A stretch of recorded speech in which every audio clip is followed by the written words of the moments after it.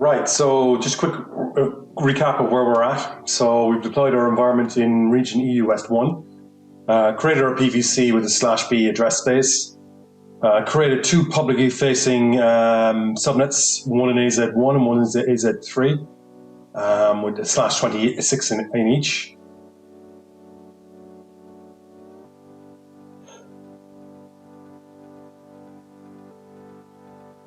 And we deployed our EKS control plane and created two clusters, right? So two identical clusters running 1.28, Kubernetes version 1.28 in each.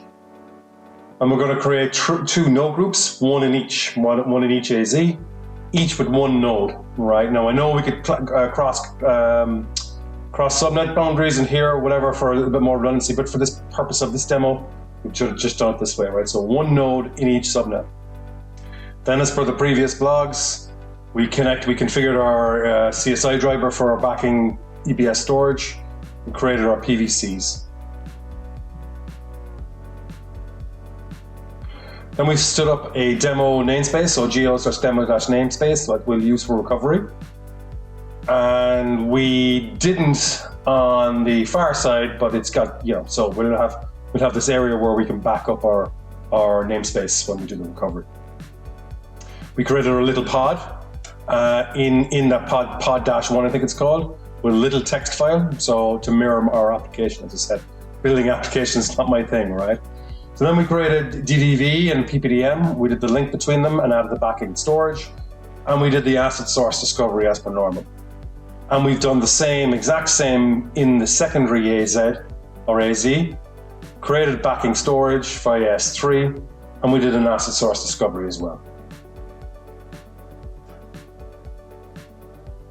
So here we've got identical environments, so AZ1 and AZ2, or AZ3 rather. So our data is in AZ1, and then we're going to demo our failover in a second when as part of this blog or this video, right, so first what we need to do is we need to make that connection between PPDMs, and we do that by configuring quick recovery, and that link that does that metadata transfer between two PPDMs and does the replication between the two DDVs. This will allow us spin up by a policy the replicated namespace. There you can see it going from AZ1 to AZ3 using PPDM.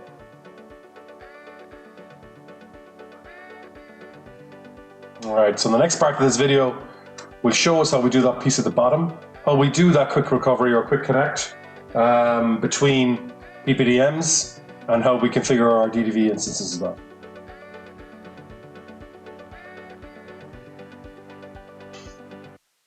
Right, so up next, as I said in part of the blog, we're going to add the DDVE instance at the far side to PPDM as a storage source. So there we go. Then we're going to create a protection policy, right, for my local namespace that I've created. But I'm going to point to a local backup via my local DDV, but also to replicate to the far side DDV. So we'll see that here.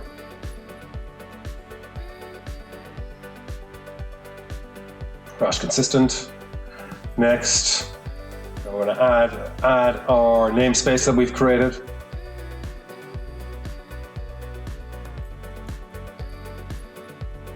Add. Next. So this is the primary backup, which is local. This is our local DDVE.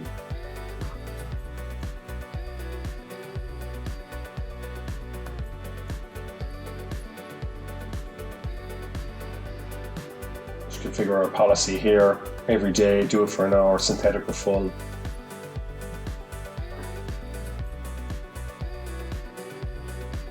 Click save.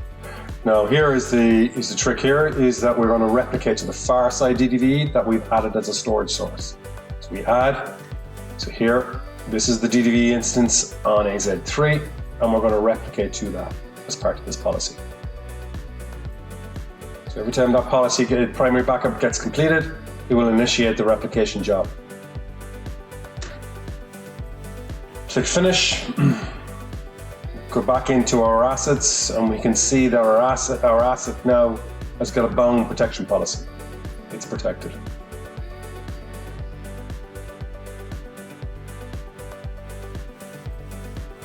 Right, so now, as I said, we need to configure disaster recovery.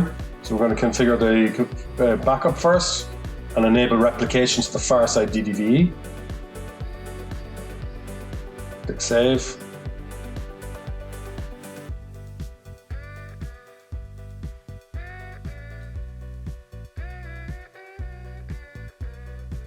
That's recovery again. We go down to manage backups and scroll down again. Remote systems. So this is the remote PPDM we're going to add to send that metadata, that protection metadata or protection policy metadata to the far side power protect system. Just going to add this by FQDN here. Find this a little bit more consistent rather than using IP addresses.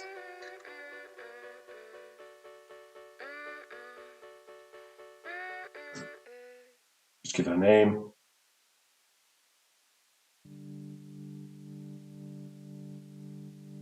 FQDN, as I said. Our credentials, so add credentials. Any name. Just going to give it a min, and the password. Right, so that's the administrative password of PPDM in the remote site, or AZ3.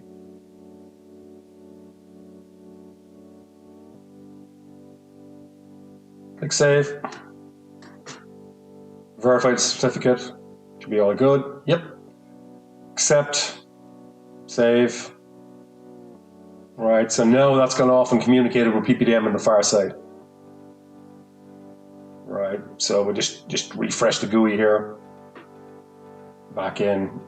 It should pop up there in a second. Yeah, so there we go. So this is the remote site. Right, sorry, it's configured. It sees it as a remote system. So let's go across to the remote system of the remote site and we'll see that in PPDM that we've added the primary site's DDVE as a storage source. There we go. Right. And we'll also see can we see our primary system, primary PPDM rather. So just refresh the GUI, log back in.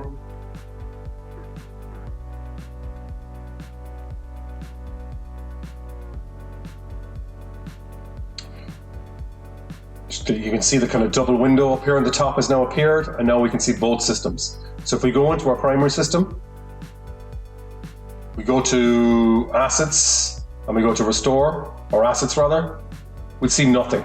Now the reason we see nothing is it takes 3 hours for the metadata to replicate.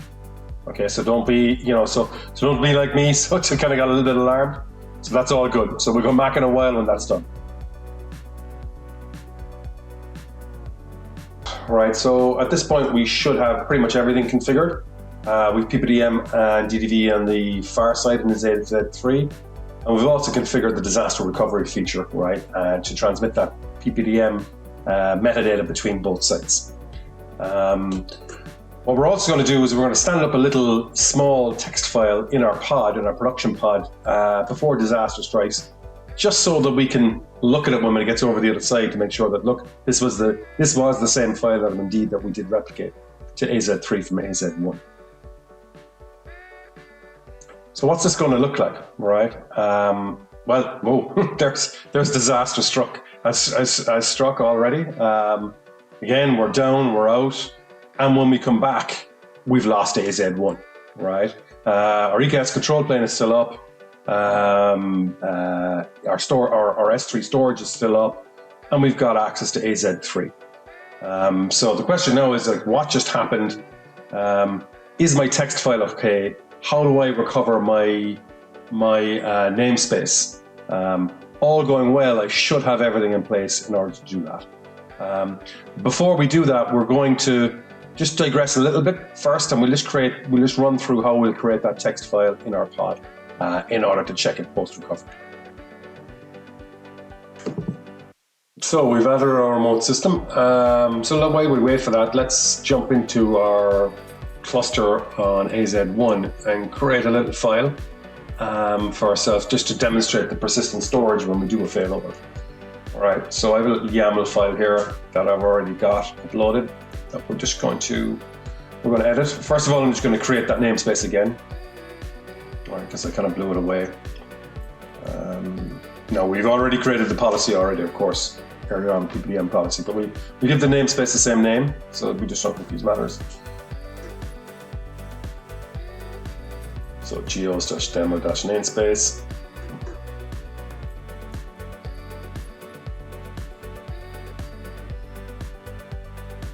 All right, so next then we're going to create the persistent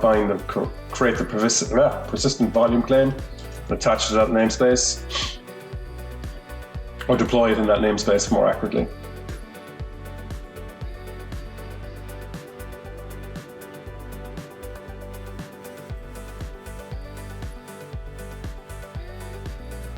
There we go, just created. So let's edit my YAML file of my pod. I'm just gonna some changes to that. See what the file looks like first. We'll cat to it.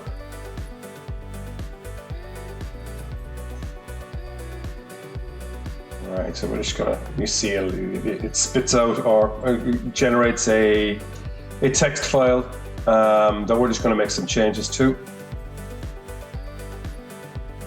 Change the recursive loop on that from 5 seconds to 30 seconds.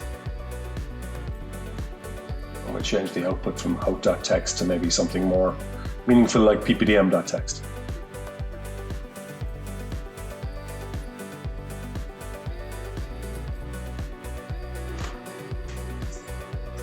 And change the date. So this is the date I was born, or the pod was born rather. So if you look at the bottom of the screen, you'll see that's the time. It's the 17th of December, and it's 11:42 a.m.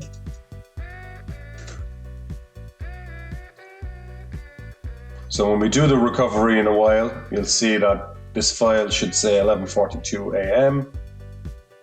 Right to that, and we'll actually add just a little bit more data to it. So let's just jump into it, into the pod. Pod 2, not pod 1. Here we go. LS there, so let's change directory to where we put that PPDM file, and there it is. So let's cat to that file, just make sure stuff is in it so you can see the dates recursive. So let's VI into that file as well now and add a little bit more of our own data.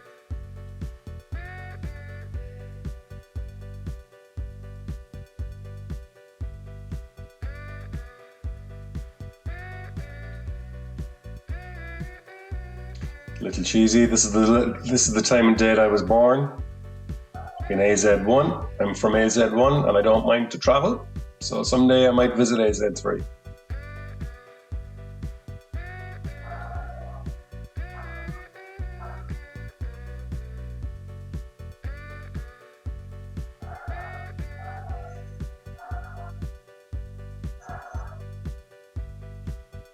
Write that. Just cat to it there, just to make sure it was written properly. Job done. So next we'll do the failover, and everything should look the same on the far side. So let's go back into our primary PPDM interface. We're going to add a protection policy again. I know we did it earlier in the video again, but we blew away that namespace, and we're going to add we added a new one. So let's start from afresh. All right. Give it a name. It's Kubernetes. Next, crash consistent. Next, now we're going to add that namespace that we've just created. So add next primary backup to my local DDVE, and we're just going to change the time every hour, and we're going to kick this off maybe in about 3 minutes time. So full backup. Save for 1 day. I think my time there was 12:05. So let's kick it off in 5 minutes. Do it every hour.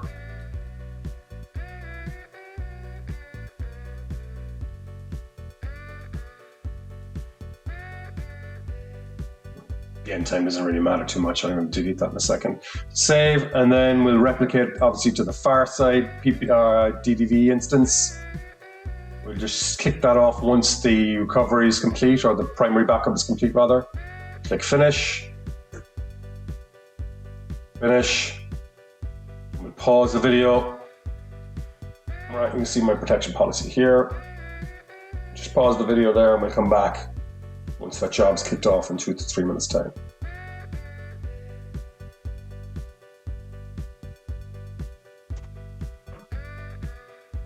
kicked off there, so that'll take a couple of minutes. All right, so kicked off on schedule. Again, we can just take a quick look here. All right, at the step log, and you can see the steps going through. So CSI snapshot of PVCs.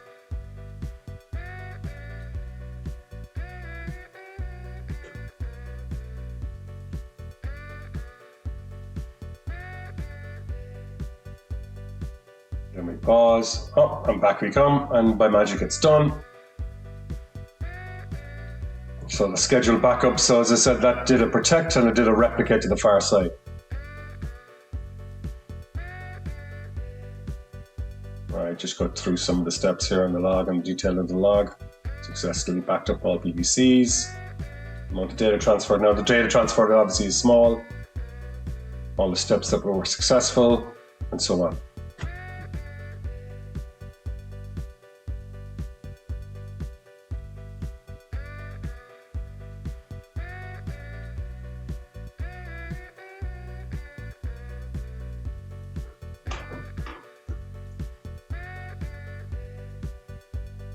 And let's head over to the far side to AZ3. Let's log into PPDM here. Now I said early on in the video that it takes 3 hours for the initial discovery, thereabouts, for the metadata. But once that initial metadata discovery is done, then if you do create more namespaces, it will automatically push after a couple of minutes the new metadata changes. So here it hasn't got to the far side yet, so we'll just click pause here a second. And we'll come back in a couple of minutes. And there we go. Right, so back up. So here's our new our namespace. Geo's demos namespace. I kept the same name. Right, and let's do a restore from this namespace from the metadata.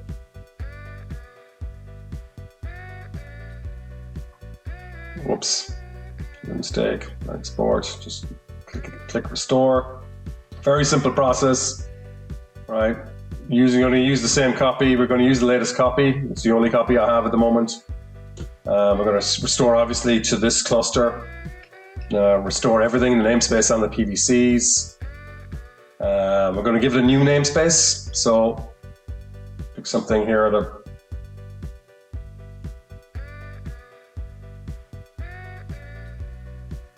I think I'm just going to change my mind here.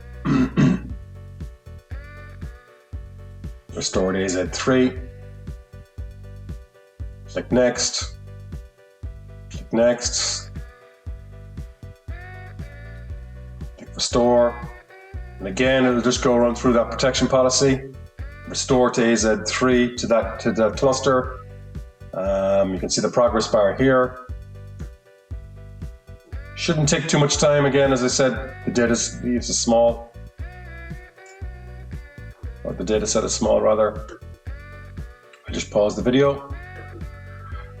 And by magic, when we come back, it should be done. So just before we do that, just take a quick look through the log again, see what's going on. You can see my C proxy there.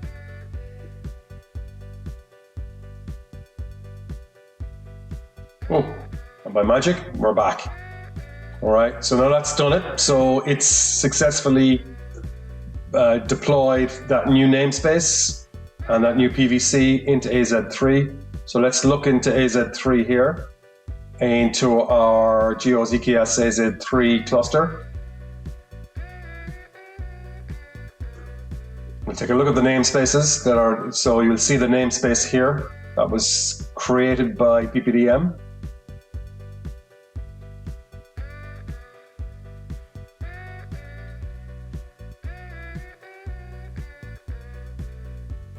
So there we go.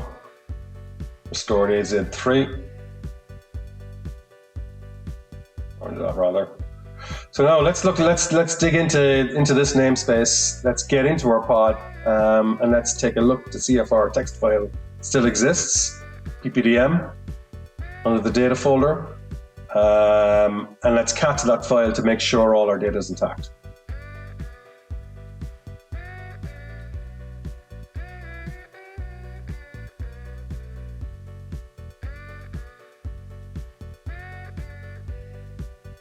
pod 2 is up and running, so that's good. So our namespace is there, PVC is there because our pod wouldn't be running.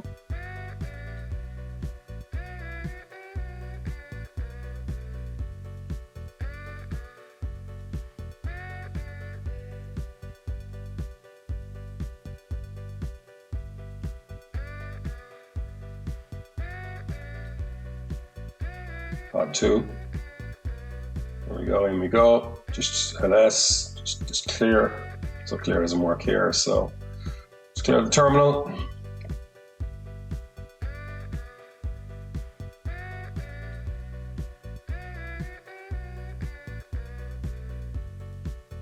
cd data, ls, there's our text file, so that's good. Let's cat to it, see what's there.